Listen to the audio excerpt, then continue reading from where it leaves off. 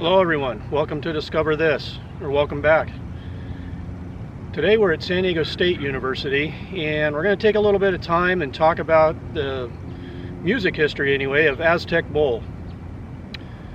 So just to give you a little background, from time to time I'm going to be doing some videos on old music venues. Mostly they pertain to punk rock music, but music nonetheless, and just in various places.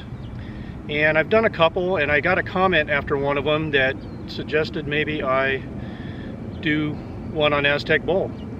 And quite honestly, Aztec Bowl wasn't on my radar, it wasn't on my list.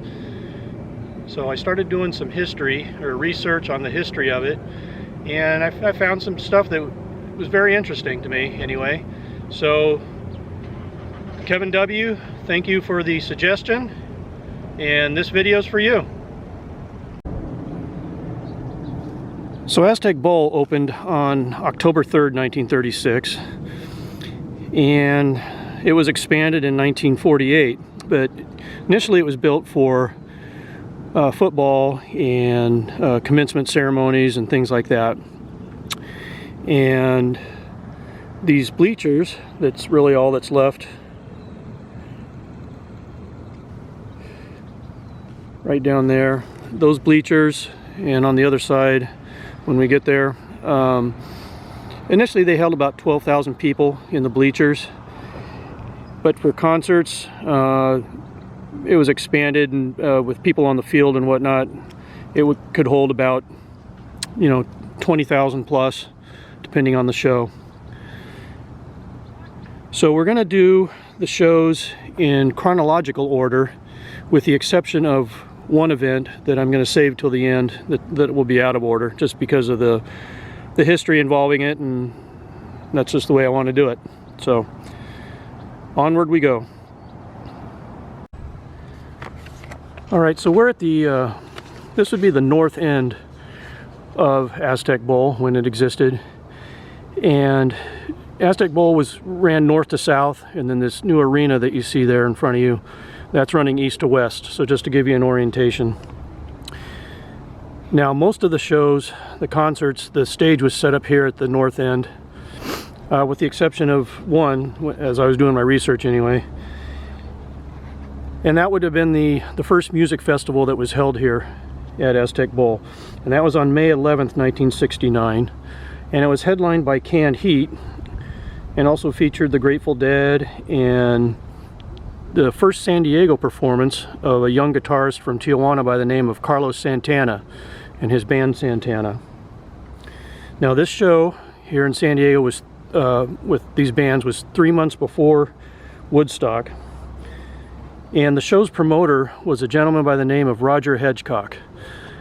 Now some of you may remember Roger Hedgecock. He ended up becoming the mayor of San Diego, and after leaving the mayor's office, he became a very successful radio talk show host, and I believe now he's an apple farmer up in Julian, for those that care.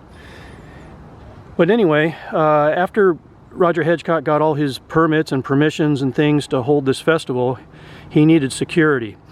So he went to the local charter of the Hells Angels here in San Diego and offered them the security job in exchange for a case of whiskey, which they gladly accepted. So now he had his security in place. Now, this event here was 7 months before Altamont, where the Rolling Stones hired the Hells Angels for security, and we all know how that went. That didn't go very well. Now this show here was a success. The city was initially opposed to the show, fearing overdoses and violence and things like that, but the show was a success. There was none of that happen. A little bit of violence, if you read some of the stories, the Hells Angels thumped up a few people, but when that's your security, that's to be expected, I would imagine. Now for this show, the stage was actually set up at the south end of Aztec Bowl, which would be behind that arena. But in the background of the pictures, you can see some of the fraternity houses and whatnot up above the stage, which those are newer fraternity houses back there, but that's the general area. So that was our first show here at Aztec Bowl. So the next concert held here at Aztec Bowl was on September 17th, 1972, and that was by the Nitty Gritty Dirt Band, and they were touring behind their album Will the Circle Be Unbroken, which is a very successful album, very popular, still is today. This was a big show here in San Diego. Nitty Gritty Dirt Band is still performing today. You can go see them, various incarnations of it anyway. Then in 1974, 1974 was kind of odd. There was a couple of cancellations, and that was kind of the deal for 1974. The first one was there was supposed to be a show on April 21st, 1974 with War, and that got canceled because War apparently had changed booking agents or management or something, and the contract to perform here never got signed. So that got canceled. And then on May 5th, 1974 was supposed to be Boz Scaggs and Fire Sign Theater, which is kind of an interesting pairing. But anyway, that show got canceled also. Then on the next up was going to be July 3rd and 4th, 1979, and that was a pair of shows with Ella Fitzgerald and the San Diego Symphony. Both of those were packed. Ella Fitzgerald, you know, quite a legend, performed here at Aztec Bowl.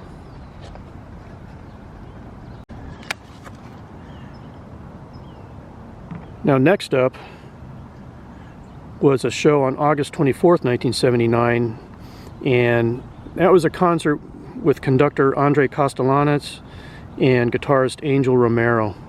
And this was actually one of Andre Castellanos' last shows. He actually stopped performing later that year in 1979, and he died in 1980. And there was about 20,000 people here for that concert.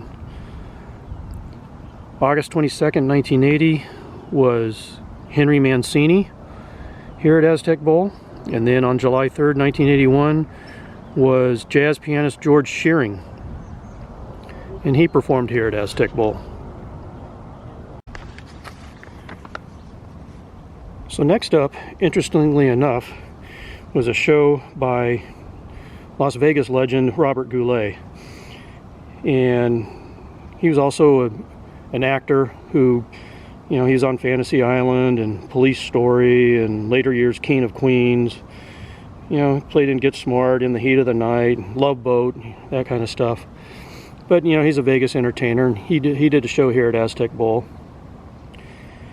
But then on September 5th, 1983, is probably the most hyped show in, at least up to that point, that San Diego State had hosted. And that was a show by the Police, Oingo Boingo, and Madness. That's actually a show I attended. So I actually sat right down there,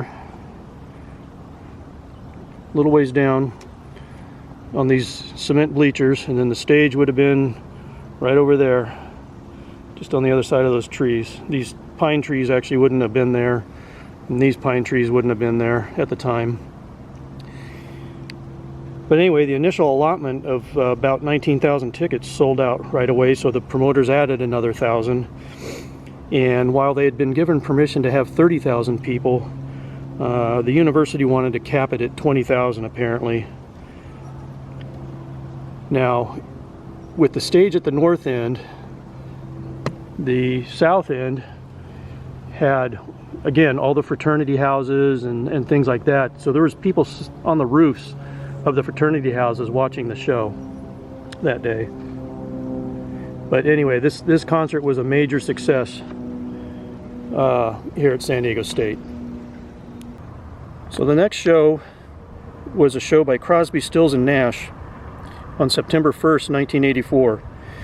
Now this was during the time when David Crosby had multiple arrests multiple drug arrests, and had actually just served some time in prison. And David Crosby, who actually just passed away a few days ago of the filming of this.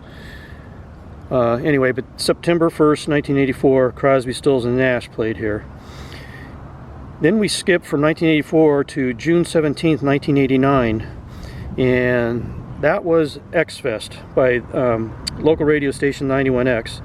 And that particular X-Fest featured New Order, Public Image Limited with Johnny Rotten from the Sex Pistols, the Sugar Cubes, and De La Soul. So 91X brought their X-Fest back on August 18th, 1990, and that particular show had the B-52s, Ziggy Marley, They Might Be Giants, and one of the greats of all time, the Cramps. The B-52s had just released Love Shack as a big single, so very popular show. And in fact, Ziggy Marley had actually just won a Grammy Award for Best Reggae Album. So again, another big show for 91X. Then on June 14th, 1991, a fan favorite, Jimmy Buffett, played here at Aztec Bowl for his Outpost tour. About 15,000 people showed up for that one. Jimmy Buffett was basically an annual show here at San Diego State, but he usually played at the Open Air Theater on another part of the campus. So then on August 28, 1993, I think it was another installment of X-Fest with UB40, the Gin Blossoms, Tears for Fears, Terrence Trent D'Arby, and Urge Overkill, among a few others, some local bands and things. Now this one was unique in that they had two stages set up, so that there was always music going. While one stage was being set up, the other one had music on it, and vice versa. Another interesting tidbit about this show was that Urge Overkill was going to bring out a surprise guest, and that was Chrissie Hynde from the Pretenders. They had asked her to come out and sing a couple songs. She came down to do that. However, when she got to the backstage entrance, which would have been down there roughly somewhere, the security guard wouldn't let her in because she didn't have a ticket or any kind of credentials. So Chrissie Hynde couldn't get in and perform with Urge Overkill that day. Wah wah. On August 25th, 1994, Lollapalooza came to town and they played at Aztec Bowl. Now this particular year, it was headlined by the Smashing Pumpkins and the Beastie Boys, and then they also had George Clinton, the Breeders, Green Day, L7, Flaming Lips, and a bunch of others. Now, one interesting thing about this particular Lollapalooza show was, I believe 3 times during that particular Lollapalooza tour, even though Smashing Pumpkins were the headliners, they would show up unannounced at the smaller stage and do an unannounced set, perform a few songs. Well, San Diego was one of those shows, one of the 3. So they did a surprise set on the second stage prior to their headlining set. The other thing is most of the crowd here was here to see Beastie Boys, and after the Beastie Boys performed, they left. So Smashing Pumpkins, during their headline set, played to a much smaller crowd during that particular show. Now, I don't know if any of you can guess on what the last concert was here at the Aztec Bowl, but that actually happened on March 27th, 1995, and it was a performance by the Rugburns. I'm not sure how many of you remember the Rugburns. It was Steve Poltz and Gregory Page, I believe, and some others, but they had a few hits. They toured around a lot, but they were very popular in San Diego around the time, Beat Farmers, Mojo Nixon, Rugburns, all that kind of stuff. But that was the last concert here, and it was part of the groundbreaking for this arena here, which was built shortly thereafter. So the Rugbirds performed here at Aztec Bowl as the last show, last concert anyway, at Aztec Bowl before this thing was built on top of it.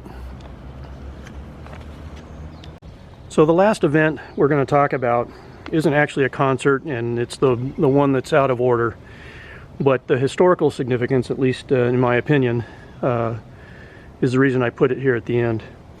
And that was the June 6, 1963 commencement ceremony speech by President John F. Kennedy here at Aztec Bowl. About 30,000 people here in attendance.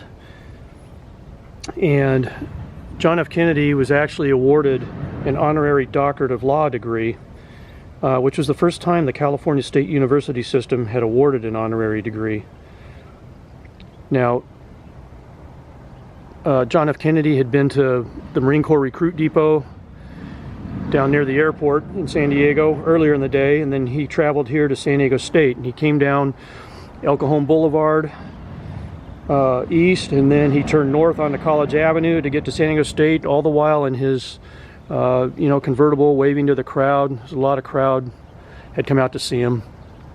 But the stage for the commencement ceremony was set up here at this north end, and you can see in pictures behind behind the Aztec Bowl, there's no parking garage or any of the stuff you see today. That's all been built out.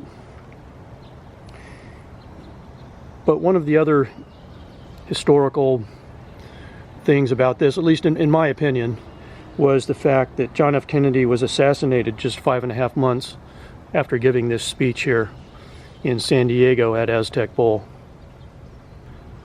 Now, the university has put up a little monument, memorial marker, if you will, regarding John F. Kennedy's speech here at San Diego State. But this the larger plaque talks about, him getting the doctorate of law.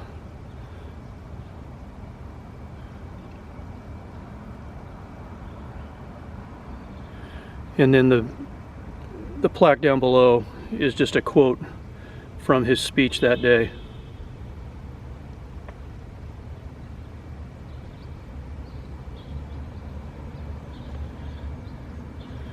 So just a nice honor to commemorate something that happened here at Aztec Bowl. So that's going to do it, ladies and gentlemen, for San Diego State University and what's left of the Aztec Bowl here, and just some of the music history and John F. Kennedy's commencement speech here in 1963. I thank you for watching, and I hope you enjoyed it, learned a little bit. I did when I was researching all this. So we will catch you next time on Discover This.